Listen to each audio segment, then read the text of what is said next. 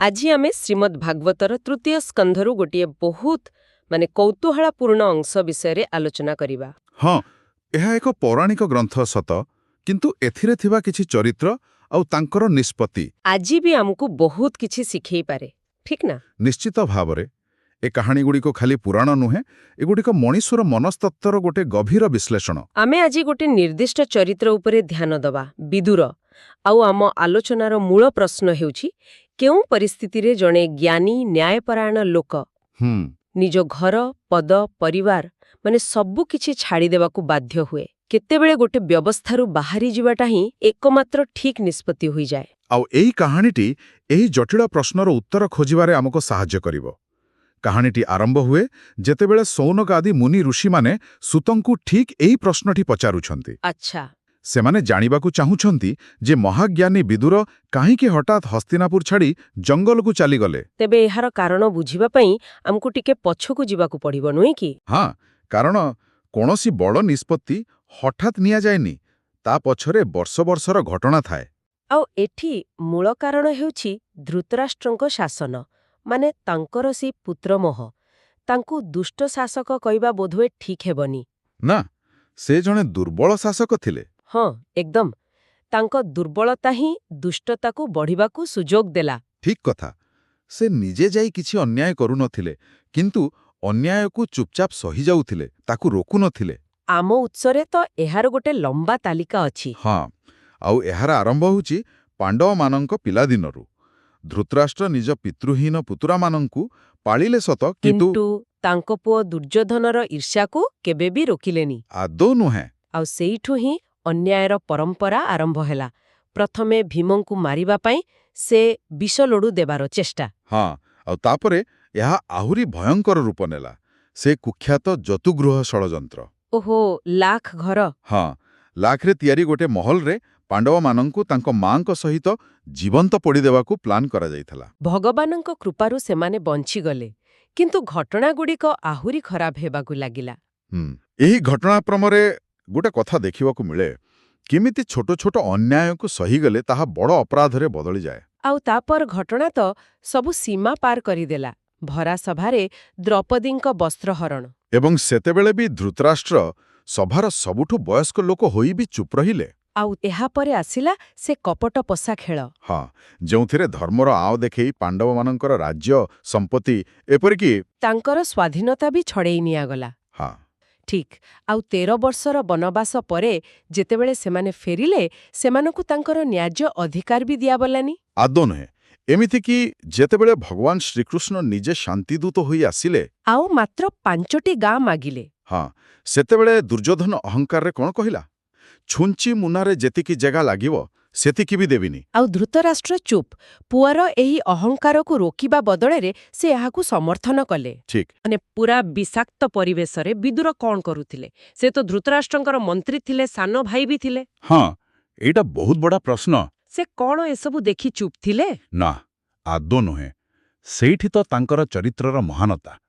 ସେ ଶେଷ ମୁହୂର୍ତ୍ତ ପର୍ଯ୍ୟନ୍ତ ନିଜେ କର୍ତ୍ତବ୍ୟ କରିବାକୁ ଚେଷ୍ଟା କଲେ। ଆଚ୍ଛା।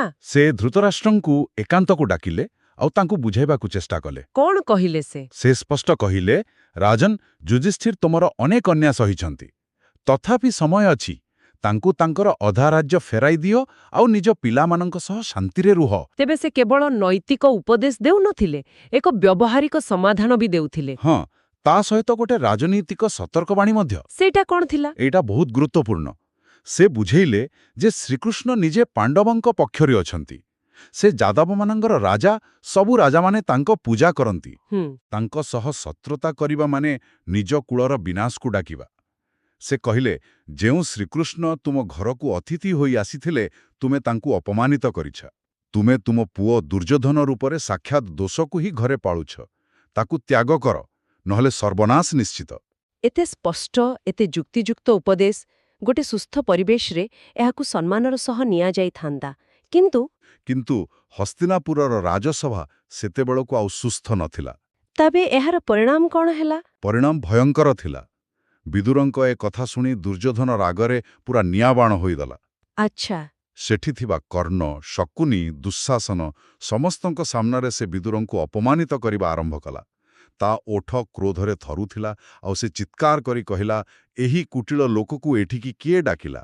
ଆଉ ଏହାପରେ ସେ ଯୋଉ ଶବ୍ଦ ବ୍ୟବହାର କଲା ତାହା ବୋଧହୁଏ ସବୁ ସମ୍ପର୍କର ମର୍ଯ୍ୟାଦାକୁ ଭାଙ୍ଗିଦେଲା। ହଁ, ସେ କହିଲା, ଏ ଦାସୀପୁତ୍ରଟା ଆମ ଘରେ ରହି ଆମ ଅନ୍ନ ଖାଇ ଆମ ଶତ୍ରୁ ପାଣ୍ଡବଙ୍କର ଭଲ ଚିନ୍ତା କରୁଛି। ଏହାକୁ ତୁରନ୍ତ ଏ ରାଜ୍ୟରୁ ବାହାର କରିଦିଅ। ଟିକିଏ ରୁହନ୍ତୁ, ଏଠି କେବଳ ଅପମାନ ନୁହେଁ, ଏହାଠୁ ବଡ଼ କଥା ହେଉଛି ଧୃତରାଷ୍ଟ୍ରଙ୍କର ଚୁପ୍ ରହିବା। ଏକଦମ। ନିଜ ସାନ ଭାଇ, ନିଜ ମୁଖ୍ୟମନ୍ତ୍ରୀଙ୍କୁ, ତାଙ୍କ ପୁଅ ସମସ୍ତଙ୍କ ସାମ୍ନାରେ ଏମିତି ଅପମାନିତ କରୁଛି, ଆଉ ରାଜା ହୋଇ ସେ ଗୋଟିଏ ଶବ୍ଦ କହିଲେନି। ହଁ, ଆଉ ସେଇ ନୀରବତା ହିଁ ବୋଧହୁଏ ବିଦୁରଙ୍କ ପାଇଁ ଶେଷ ନିଷ୍ପତ୍ତି ନେବାର କାରଣ ହେଲା। ସେଇ ମୁହୂର୍ତ୍ତରେ ତାଙ୍କୁ ସବୁ ସ୍ପଷ୍ଟ ଦେଖାଗଲା। ବୁଝିଲି। ଦୁର୍ଯ୍ୟୋଧନଙ୍କ କଥା ତାଙ୍କୁ ବଜ୍ର ପରି ଲାଗିଲା, କିନ୍ତୁ ଧୃତରାଷ୍ଟ୍ରଙ୍କ ନୀରବତା ତାଙ୍କୁ ବୁଝାଇଦେଲା ଯେ ଏ ଜାଗା ଆଉ ସୁଧରିବାର ଅବସ୍ଥାରେ ନାହିଁ। ତେବେ ସେ କ'ଣ କଲେ? ସେ ବୁଝିଗଲେ ଯେ ଏହା ହିଁ ଭଗବାନଙ୍କ ମାୟା, କୁରୁବଂଶର ବିନାଶ ପାଇଁ ରଚାଯାଇଛି।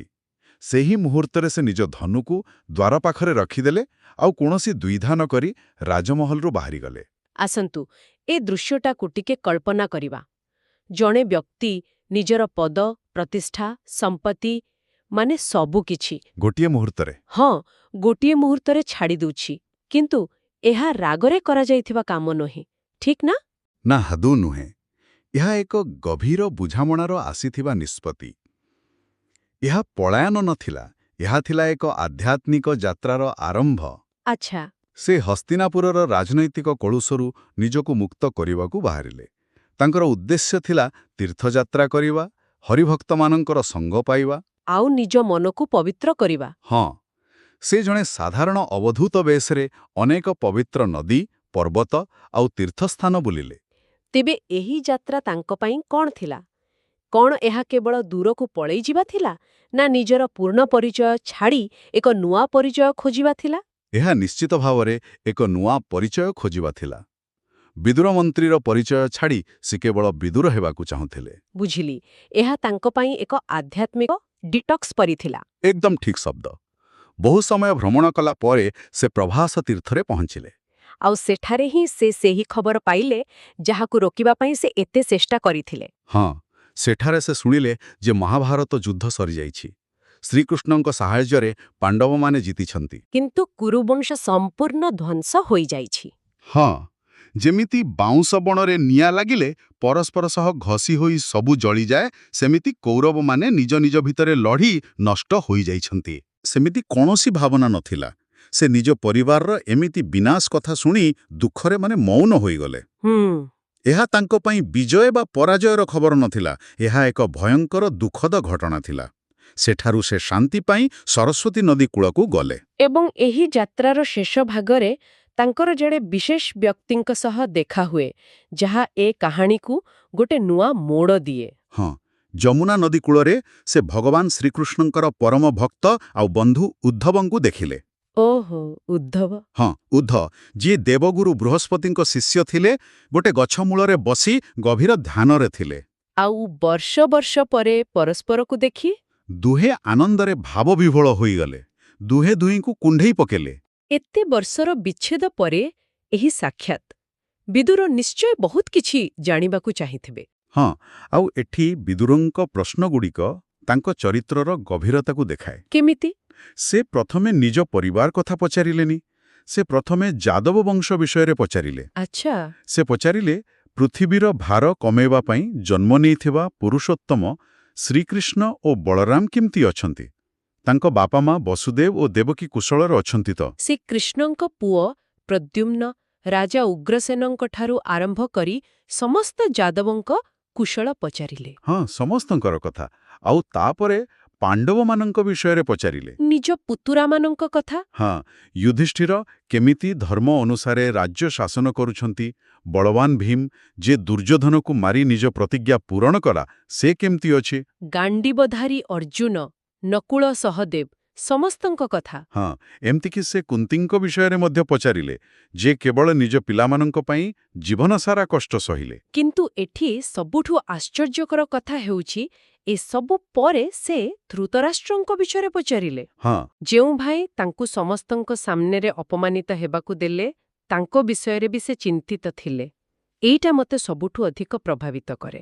ହଁ, ଏହା ହିଁ ତାଙ୍କ ମହାନତାର ପ୍ରମାଣ। ସେ ଉଦ୍ଧବଙ୍କୁ କହିଲେ, ମୋତେ ସେଇ ଅନ୍ଧ ଭାଇ ପାଇଁ ଚିନ୍ତା ଲାଗୁଛି, ଯିଏ ନିଜ ପୁଅମାନଙ୍କ କଥାରେ ପଡ଼ି ମୋତେ ଘରୁ ବାହାର କରିଦେଲା।